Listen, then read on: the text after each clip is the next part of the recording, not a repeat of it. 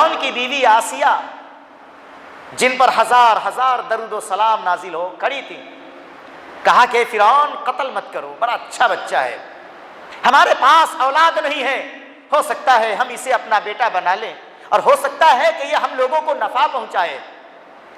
فرعون بیوی کی بات میں آ گیا اور فرعون نے اپنا ارادہ منسوخ کر دیا۔ حضرت موسیٰ کی والدہ غم زدہ تھی، موسیٰ کی بہن کو کہا کہ دیکھو بیٹی، تابوت کے پیچھے پیچھے نظر رکھو کہ یہ تابوت کہاں جاتا ہے، کس کے گھر جاتا ہے۔ چنانچہ بہن نے دیکھا کہ تابوت فرعون کے گھر گیا تو ہجوم تھا، بہت سارے لوگ دیکھنے والے پہنچے، عورتیں پہنچی تو یہ بہن بھی پہنچی۔ اللہ تعالیٰ نے حضرت موسیٰ پر تمام عورتوں کے دودھ کو حرام کر دیا۔ چھوٹے بچے تھے، دودھ تو پینے کا زمانہ تک کوئی نہ کوئی دودھ پلانے والی کو بحال کرنا تھا، مگر رب ذوالجلال